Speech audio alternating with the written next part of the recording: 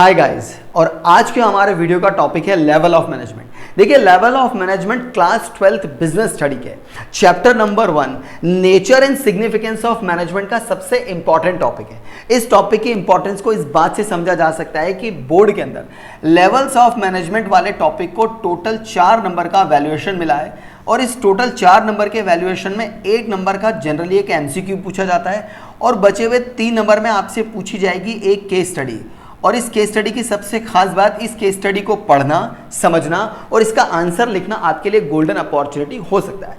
बहरहाल इस वीडियो में हम बात करेंगे कि लेवल ऑफ मैनेजमेंट क्या होता है, लेवल ऑफ मैनेजमेंट में कौन कौन से पोस्ट के लोगों को इन्वॉल्व किया जाता है और हर एक पोस्ट के इंडिविजुअल का काम क्या हो सकता है और उन्हें रियल लाइफ से किस तरह से कनेक्ट किया जा सकता है। तो देखिए, लेवल ऑफ मैनेजमेंट को हायरार्की ऑफ मैनेजमेंट भी कहा जाता है, जिसे इस पर्टिकुलर ट्रायंगल के थ्रू आपने अपनी बुक्स में जरूर पढ़ा होगा। इस तरह के हायरार्की में यानी कि लेवल ऑफ मैनेजमेंट में 3 तरह के लेवल देखे जाते हैं, जिसमें सबसे पहला लेवल होता है टॉप लेवल, दूसरे लेवल पे इन्वॉल्व किया जाता है मिडिल लेवल और तीसरे लेवल पे होते हैं लोअर लेवल के इंडिविजुअल। इसे ही ऑर्गेनाइजेशन की हायरार्की कहा जाता है। अगर अब बात करें कि टॉप लेवल में कौन कौन से इंडिविजुअल इन्वॉल्व होते हैं, तो देखिए टॉप लेवल पे इन्वॉल्व होते हैं बोर्ड ऑफ डायरेक्टर। इसके अलावा ऑर्गेनाइजेशन के चेयरमैन और प्रेसिडेंट को भी टॉप लेवल पे रखा जाता है। इसके अलावा ऑर्गेनाइजेशन के सीईओ चीफ एग्जीक्यूटिव ऑफिसर को भी इसी पोस्ट पे रखा जाएगा। इसके अलावा ऑर्गेनाइजेशन के सीटीओ चीफ टेक्निकल ऑफिसर को भी टॉप लेवल पे जगह मिलती है। ऑर्गेनाइजेशन के सीएफओ फाइनेंशियल ऑफिसर और ऑर्गेनाइजेशन के सीओओ चीफ ऑपरेशनल ऑफिसर को भी टॉप लेवल पे रखा जाता है, क्योंकि लेवल ऑफ मैनेजमेंट में टॉप लेवल सबसे ऊपर वाले लेवल पे, हायरार्की में भी टॉप लेवल सबसे ऊपर ही बिलोंग करता है। इसलिए टॉप लेवल की अथॉरिटी, रेस्पॉन्सिबिलिटी बाकी दूसरे लेवल से काफी ज्यादा होती है, क्योंकि इन पे ऑर्गेनाइजेशन को सक्सेसफुल बनाने की बड़ी जिम्मेदारियां होती है। इसके अलावा बात करते हैं मिडिल लेवल पे, तो मिडिल लेवल पे जनरली मैनेजर्स को इन्वॉल्व किया जाता है और मैनेजरियल पोस्ट के सारे इंडिविजुअल मिडिल लेवल पे ही आ जाते हैं, जैसे कि डिविजनल हेड हुआ या डिपार्टमेंटल हेड हुआ, जिन्हें कि हम हेड ऑफ डिपार्टमेंट भी कहते हैं। इसके अलावा सेल्स डिपार्टमेंट का मैनेजर, परचेज डिपार्टमेंट का मैनेजर, फाइनेंस डिपार्टमेंट का मैनेजर, मार्केटिंग डिपार्टमेंट का मैनेजर, जितने भी मैनेजरियल लेवल के इंडिविजुअल हैं, यानी कि जितने भी हेड ऑफ डिपार्टमेंट है, वो सब मिडिल लेवल पे आ जाते हैं। इसके अलावा बात करते हैं लोअर लेवल की, तो लोअर लेवल पे जनरली हम वर्कर्स को रखते हैं जो कि ऑर्गेनाइजेशन में काम करते हैं और किसी भी काम को एग्जीक्यूट कराने वाले एग्जीक्यूटिव भी इसी लेवल पे इन्वॉल्व होते हैं। ये हुआ वीडियो का एक लेवल जहां पर हमने हायरार्की को समझ लिया। इस हायरार्की में किस तरह के पोस्ट के इंडिविजुअल को हम इन्वॉल्व करते हैं ये भी हमने समझ लिया। अब हम समझने की कोशिश करते हैं कि टॉप लेवल पे ये जो इंडिविजुअल बैठे हैं और इन सारे इंडिविजुअल की पोस्ट और इनके काम को हम समझेंगे रियल केस स्टडीज के साथ। तो देखिए, टॉप लेवल पे सबसे इंपॉर्टेंट काम किया जाता है ऑर्गेनाइजेशन के सर्वाइवल का, यानी कि अगर कोई ऑर्गेनाइजेशन सर्वाइवल मोड पे कॉन्फ्लिक्ट में चल रही है तो उसके लिए जिम्मेदार टॉप लेवल माना जाता है, जिसके 2 बढ़िया शानदार प्रैक्टिकल केस स्टडी देखी जा सकती है। जैसे पेटीएम का स्टॉक इस वक्त कंसिस्टेंटली फॉल कर रहा है, तो पेटीएम के सर्वाइवल की जिम्मेदारी किसकी मानी जाएगी? टॉप लेवल की। इसी तरह से बायजूस भी बैंक्रप्सी फाइल कर चुका है, तो बायजूस के सर्वाइवल की जिम्मेदारी भी किसकी मानी जाएगी? टॉप लेवल की मानी जाएगी। यह हमारा केस स्टडी से लिंक हुआ। दूसरा इंपॉर्टेंट काम टॉप लेवल जो करता है वो होता है ऑर्गेनाइजेशन के ऑब्जेक्टिव्स को बनाने के लिए। इसमें हम एग्जांपल ले सकते हैं टेस्ला का। देखिए, टेस्ला ग्लोबल मार्केट में तो बहुत बढ़िया काम करा है, लेकिन अब हम सब जानते हैं कि टेस्ला इंडियन मार्केट में आके अपने मार्केट शेयर को बढ़ाना चाहता है। तो अपने मार्केट शेयर को बढ़ाना कंपनी का ऑब्जेक्टिव है। इस ऑब्जेक्टिव को बनाने की जिम्मेदारी भी किसकी होगी? टॉप लेवल की होगी।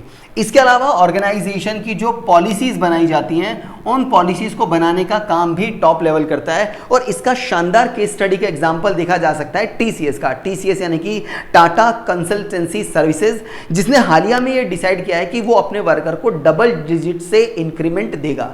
तो डबल डिजिट से इंक्रीमेंट देना ऑर्गेनाइजेशन की एक पॉलिसी है और इस डिसीजन को लेने के लिए पूरी तरह से टॉप लेवल ही जिम्मेदार होगा। होपफुली आपको इस लेवल को रियल लाइफ की केस स्टडी से कनेक्ट करके बात को ठीक से समझ में आ रही है। अब बात करते हैं मिडिल लेवल की। तो मिडिल लेवल पे जो लोग होते हैं जनरली वो होते हैं मैनेजर्स या डिविजनल हेड या हेड ऑफ डिपार्टमेंट। अब इनका काम होता है किसी भी बनाए गए ऑब्जेक्टिव को, किसी भी बनाई गई पॉलिसी को ऑर्गेनाइजेशन में किस तरह से इंप्लीमेंट किया जाएगा, ये काम किसका होगा? मिडिल लेवल का होगा। फॉर एग्जांपल, जैसे टेस्ला इंडियन मार्केट में एंटर करना चाहती है, तो किस तरह से एंटर कराया जाएगा, इसका मैन्युफैक्चरिंग प्लांट कहां डाला जाएगा, किस तरह से ह्यूमन रिसोर्स की हायरिंग की जाएगी, किस तरह से टेस्ला की इंडिया में मार्केटिंग कैंपेनिंग की जाएगी, ये सारा काम किया जाएगा मिडिल लेवल के द्वारा, यानी कि मार्केटिंग मैनेजर के द्वारा उसे इंप्लीमेंट करने का। ऑब्जेक्टिव बनाने का काम था टॉप लेवल का, जो कि उन्होंने बना दिया। अब काम शुरू होगा मिडिल लेवल का, क्योंकि उसे इंप्लीमेंट करने का काम है।